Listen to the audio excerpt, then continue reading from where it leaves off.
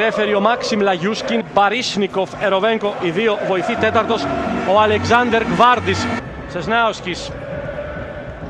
Η σέντρα πέρασε για τον Κροάτη. Καλύπτεται. Με το χέρι κάνει το κοντρόλ. Ο βοηθός σωστά νομίζω δεν σηκώνει το σημαίακι, γιατί ο Τσέζαρεκ καλυπτόταν, αλλά στην προσπάθειά του για κοντρόλ, σύμφωνα με τον Λαγιούσκινο,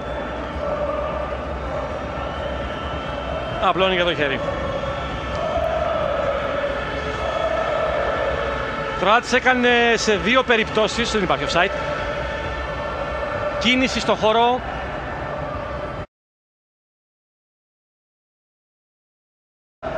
Βάλε 6 γκολ στη Ρουχορζόφ. Κλίνκα. Αλλαγή Πτέρικας. Ναι, το εκτέλεσε, πάει ο Κόκκι για την κεφαλιά. Κόρνερ. Έτσι φαινόταν, out λέει ο Λαγιούσκινου.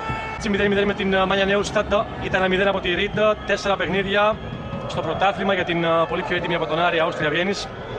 Δεν σκοράρει στα δύο τελευταία, μετά τα 6 γκολ. Σέντρα για τον Κόκκε, κόρνερ. Νομίζω ότι υπάρχει κόντρα.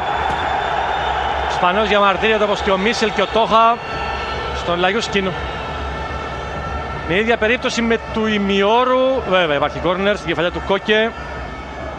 Υπάρχει αμφιβολία για την κόντρα στο Κλίνκα.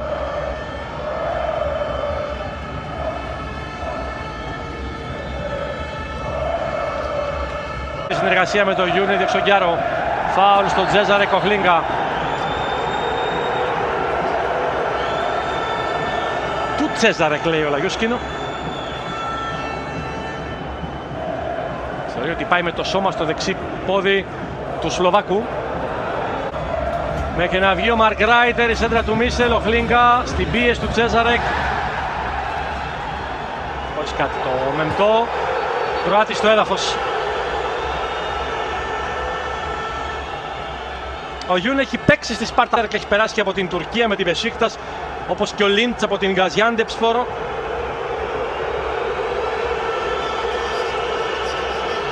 Κροάτη ζητάει αλλαγή, εδώ με το Κλίνκα, η αγωνιά στο πρόσωπο του Τσέζαρεκ.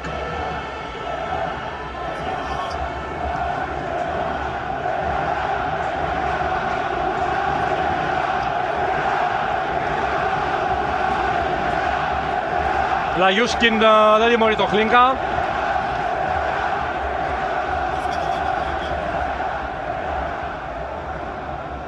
Το έχασε το δόντιο ο Τσέζαρεκ. Ναι, Παναγιώτη. Από ό,τι φαίνεται ο Κούπερ πάει σε σαρωτικό ανασχηματισμό, αν μας επιτρέπεται η έκφραση, καθώς ετοιμάζει και τον Ρουίζ. Παίρνει τώρα τις τελευταίες οδηγίες από τον κύριο Φαντακούση.